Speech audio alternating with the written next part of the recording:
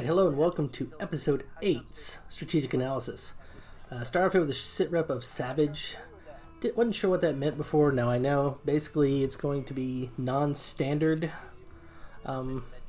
advent, such as, something not regular soldiers, not vipers, not sectoids, something much worse. So here, I made sure to bring two technicals, one with a medical background, one with a combat background, especially when you got to hack something at a distance, can be very handy. And in this particular scenario, that worked out really well for me since I had one go down. Plus, giving your specialists a med kit so that they can heal at a distance. Obviously, if you have one medically trained, they can heal at a distance from multiple. Unfortunately, Delgado here did not have the ability to revive our unconscious individual, but that's something that we would want to train them up for in the future. Yeah, this was not an easy one. In this case, normally I love going up on top of these bridges, taking the high ground, but the problem is having just seen a faceless down here. They jump like they're on trampolines. Unfortunately, I've found in my personal experience that that being up on a on the elevated surface when you have those just basically means they can get to you nice and quickly and swat you. So in this case, I chose to stay low and just do my own set up for the ambush because I am on a timer. Since I've got 6 turns here, I felt the need to go ahead and try to set up for the ambush ASAP. So in this case, I've spotted everybody. Now it's time to get everybody in position and just go for it. Unfortunately, in a situation like this, with only the 6 turns, you can't just kind of take your sweet time like I've done in previous missions, where I sit there and sit there and sit there. And now, granted, in this one, upon being successful, taking the network hack, then you can take your time taking care of objective number 1 there, neutralize all enemy targets. But in the meantime, it was very important to get in position fast, get ready to go, and hope for the luck, which, depending upon your viewpoint, I may or may not have had here. So, you'd like to think that I was far enough back, being on the side of 2 fences. But you got to remember, some of these units, especially the stun lancers, can move a long way. Not unlike a ranger with run and gun. Run your max distance and just go ahead and attack. So, which is why I chose to go after the stun lancer here. Got the crit. Unfortunately, it still was not enough. It was 1 shy. As you can see, he's got the 1 left, and then we've got the giant thing with lots of XP, which I'm sure is probably why they all shot at him. That miss, that light hit, that miss, and that good hit cost me dearly here, as you'll see, in that, 2 out of 4 missing, and that happened. So fortunate that it was just a critical with a bleed out, as opposed to a straight kill. So fortunate. So obviously the first thing I do is neutralize that puppy without blowing myself up in the process. I'm guessing the game didn't want you to see, since it's going to be quite carnage. quite a mess. But yeah, that was important. Not knowing for sure if I would have the ability to revive her. Definitely want to go ahead and stabilize. Don't want to lose the unit, even if it will be a grave injury, and you'll see that at the end, because ay caramba. But in this case, felt it was good to go ahead and stabilize. Unfortunately, I don't have him trained higher as a medic, so that he can sit there and also revive an unconscious, and then we could have someone else use a med kit. Like, for instance, the sharpshooter Murphy here could have used his med kit, could have healed her up by 4. All of a sudden, now she's back to probably 5 overall health, not too far off, able to contribute a lot more, especially when it comes time to fighting a large quantity of faceless. But in this case, you know, again, I've only got 5 turns, so I got to start getting people moving. Here we see 3. There's at least 1 turret. And of course, this is when it gets just plain ugly. Fortunately, you know, the upgraded mag pistol managed to do 3. Now he's down to where a good solid hit can actually take him out. Got the upgraded regular rifles. Manages to get that 7 points we need. A little bit of luck there, but given the 2 misses before that caused one of our group to be taken out completely, or at least out for the rest of this mission, you know, so I guess we felt we were hoping to get a little something back. 7 to 9, you know, you're hoping for the max roll. Got the min roll. A lot of min rolls this mission, and it was very made it much more difficult than it had to be. Some solid max rolls would have definitely helped. Fewer misses, and at the end I think it was 92% successful, and I'm shocked that it was that high, given some of the very inopportune misses that occurred at this point. So I really have to feel I definitely got some luck in some areas of this one, and some areas did not get that lucky at all. So here I've got 2 I've got to deal with. I've got 4. You'd think between the 4 of them that I'd be able to do 15 total damage. He's 4 to 6. He had a 66% chance to get enough to take him down, and hits a 4. Another untimely min roll. So, okay, great. So now I have to spend another one of my people doing damage to this one. So I end up going with my lighter damage at 4 to 6. So, okay, you know, even a min roll, 4 versus the 1, take him out no problem. So, like, you know. And, you know, I went from like an 88 to an 80. That should have still been able to just give me a graze for 1. I don't know how that's considered a miss, but, you know, hey, that's XCOM, baby.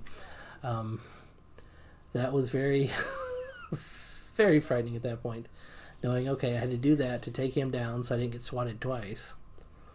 And then here I've got this one. Fortunately, that 28% crit hit. I guess the no-look shot is what did it, but that was so lucky right there. Because at that point he was probably going to take a swat at Papa Bear, probably would have blown up whatever he's standing next to, and quite frankly probably would have killed him off entirely. May have even done damage to my sharpshooter over there, not too far away, given the size of the explosion. So, you know, in this case, I guess realizing something was explodable, I probably should have stayed further away.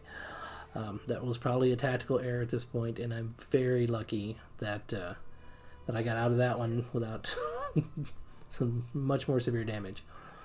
So, okay, see, notice that we've got 2 turrets, so we know there's that much out there, even if you can only see the one right now. You know, always take a look at what the game shows you. Make sure you're you're paying attention while you're playing. In this case, this is the exact reason I brought a technical or a specialist. The ability to go over just to the window and hack this, given that that we were down to basically 2 turns, is what saves my bacon in this one.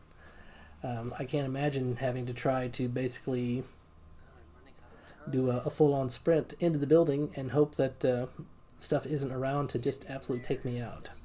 I think if not for having brought 2 specialists on this particular mission, I think I would have probably failed the to download genetic filtering results. So, you know, definitely some luck in that area. Obviously, you know, when you've got to hack a terminal, I think 2 specialists is almost a requirement. Just because, you know, if you can just get eyes on the thing, you can finish that portion of the mission from, you know, 1-2 turns away, as opposed to having to rush right up next to the thing, which is what I would have had to do if I'd only brought the one specialist that got taken down by a very frisky stun lancer. So in this case, fortunately got the squad sight. Go ahead and take that shot. It at least weakens it. Doesn't. There again, you know, helps to upgrade these weapons, especially when you're looking at that kind of armor. I mean, good grief, 3 points of armor. So every time you try to shoot the thing, you immediately, you know, lose the first 3 points of damage. It's just a pain. Yeah, can you imagine if I had to run into one of those side doors and get right next to that terminal? I don't know that I could have done that in 2 turns. I think I probably would have failed the mission if I'd not brought the additional specialist. So, you excuse me if I use a lot of the old school XCOM 1 terms. They renamed all the classes, and having played both games quite frequently, I'm probably still stuck on some of the old terminology. In this case, you've got no effect if you fail. You're definitely going to manage to hack the workstation. I figure why not go for the bigger cache of supplies. Having just recovered a bunch, getting some for completing the mission. Figure, why not try for it? And every now and then you get really lucky because that had a lot to spare. So probably could have hit a 90 on that one and managed that one. So I was very happy there that I not only managed to complete the mission before the countdown timer quit, but also get that large cache of supplies instead of the small. At this point, here in a minute, I'm going to do an edit because I spent a lot of time knowing that, okay, I've got another turret up there that I'm going to have to deal with. Also, not knowing at this point if there's any other enemies. I spend a lot of time reshuffling people because now I don't have the timer to deal with. So I move people around all over the place in order to try to get good positions, set up ambushes, spot people. But just not knowing exactly where the enemy is, I spent quite a while on that, and I went ahead and edited that out until I got to the point of I guess more useful. There's no point in you watching me spend 15 minutes or however long it was just pushing people around the map. But you at least get to see the very awkward attempts to get on top of the bridge. So I don't know of a bridge anywhere that's built like this, but hey, I think that's just for gameplay purposes. So here trying to set up some positioning. At this point, now that I have the precious cargo, I want to move him around a little more safe area. Looking for high cover all over the place. Again, not knowing where anything else might be, not knowing if that turret is the last thing I'm going to face at this point. So, I'm like, okay, get him up there. Take a look at the, getting the high cover. And now I can see the turret, and then, as you saw, there's 3 more faceless back there, and I'm like, oh, gee whiz. So, at that point, I'm a little bit concerned. And I do a lot of moving and overwatching, trying to, see, here's where the cut just happened. So once I got everybody in position, was ready to make a move forward. You got the power. In theory, the fact that I'm behind this large post here, this transmitter tower, should have made me unhittable, but then again, in XCOM, it's entirely possible. I'd be poking my head out, it'd shoot me, maybe even just shoot through the thing and destroy it. It's hard to say. Knowing that with a grenade, that is probably a destructible piece. And here, I couldn't get up far enough to actually shoot the thing while still having a turn, so let me just put him in the high cover, do an overwatch, because again, at this point, not knowing if the other faceless are going to pop up anytime soon.